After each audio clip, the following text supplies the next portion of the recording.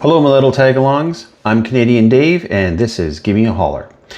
And today we're going to talk about day one of the poverty tour. So, what are we talking about? We're just going to talk about things to see.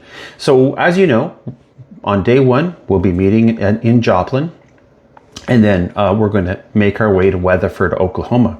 It's about 300 miles, but there's lots to see along the way, starting in Joplin. So in Joplin, there's murals. There's one that you may have seen. It has a Corvette. It looks like it's coming out of the wall, and that's at 621 South Main Street in Joplin. As we're heading out on Route 66, we're going to be heading towards Galena, and one of the things in Galena to see is cars en route. There's a restored Canatex tow meter from Pixar's Cars, and that's at 119 North Main Street in Galena. And as we continue along, about 4 minutes from Galena, there's a place called Riverton, Kansas, and there's a place called Nelson's Old Riverton Store. It's a grocery store that's been operating continuously since 1925, and it's at 7109 Kansas 66. Another 5 minutes from Riverton is Baxter Springs, Kansas. Here's where you're going to find the Rainbow Bridge, which is the last remaining marsh arch bridge on Route 66. Now you're going to continue on Route 66. It's on old Route 66. So if you stay on the existing Route 66, you'll have to take a little side step to come off of it, and the road actually runs parallel. You'll see the bridge. It's a very short piece of road, and the bridge is there. It's a one-way. So if you get off the main Route 66, it's, like I said, about 5 minutes from Riverton. That's where you'll see it. Next is Miami, Oklahoma. So a place called the Coleman Theater. It's a 1929 vaudeville theater and movie palace. Now, I don't know if seeing old movie houses are your thing, but this is a good example of a vaudeville type movie house. If you're interested, you can stop all along the way and take a quick look. Another 3.5 miles down Route 66 is Foyle. I hope I'm pronouncing that right. It's Foyil, Foyle, Oklahoma. And you'll see Ed Galloway's Totem Pole Park, which is the largest concrete totem pole. Now, as I said, this is actually 3.5 miles off Route 66. You actually have to leave Route 66 to get to Ed Galloway's Totem Pole Park. So it's touted to be the world's largest concrete totem pole. It's approximately 90 feet tall. Next, going down Route 66, you're going to go into Catoosa, Oklahoma. And that's where you will see the blue whale of Catoosa.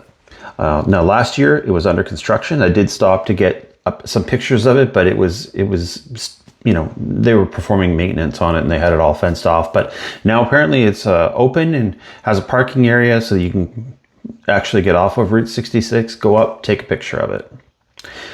Next, in Tulsa, Oklahoma, there's the Golden Driller. The Golden Driller is a statue. It's 75 feet tall, and it's a statue of an oil worker. It's kind of interesting to look at, especially when you consider how the oil industry has affected Oklahoma. Next is Buck Adams' Cosmic Curios. It's a 21-foot tall space cowboy, a muffler man statue. Next, you have Stroud, Oklahoma. There's the Rock Cafe, and it's constructed from local sandstone that was dug up when Route 66 was being built. So that's kind of interesting. Next, along Route 66, you'll have Arcadia, Oklahoma. There's a place called the Arcadia Round Barn. It was an architectural marvel built in 1898, and it's a barn that's completely round and dome shaped. It's pretty interesting, and for the time, it was pretty state of the art. Also in Arcadia is Pop's 66, which is an ultra modern diner with a 66-foot tall neon sign that looks like a soda bottle. It serves over 700 varieties of cold soda. Now, for me personally, I'm definitely going there. They have all kinds of really weird flavors of soda that you can enjoy, but I'm really looking forward to that one.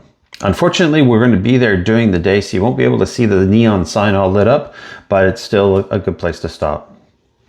Next is Oklahoma City. There's the Milk Bottle Grocery, which is a triangular brick building with a three-dimensional concrete milk bottle.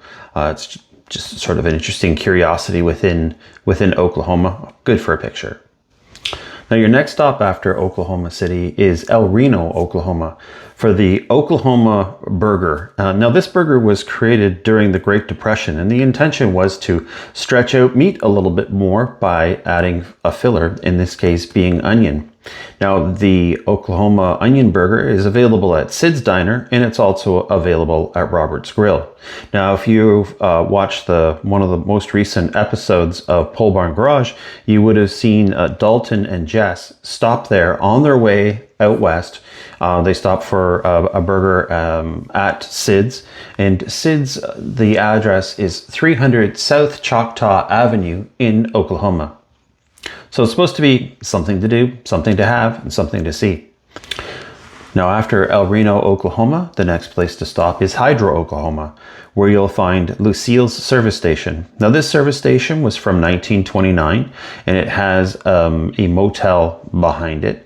And it's just a nice little example of how Route 66 looked with its small gas station and small motel. It's interesting. Now, next after that is Weatherford, Oklahoma, and of course there's the Stafford Air and Space Museum. And if you want to attend the Space Museum, depending on what time you get there, you'd be able to go through the museum. Now, this is the starting point for day 2. So you'll be back at the Stafford Air and Space Museum in the morning, but I'm not so sure if you'd want to go and visit it then, because that's at the beginning of the trip. It might be better if you have time to do it on the night before, but it would all depend on what time you arrive. Lastly, in Weatherford is Lucille's Roadhouse Diner. It's supposed to be quite good, and it'll be someplace to have a nice meal. These few places that I've mentioned are by no means the only things to see along Route 66 between Joplin and Weatherford. It's just a few examples, just in case you haven't had time to do any research and figure out what there is to see. You could stop off and take some photos along your way. I hope you enjoy your trip, and I hope to see you there. Have a good day.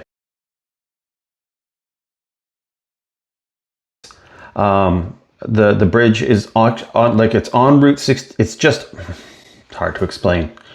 It's on old Route 66.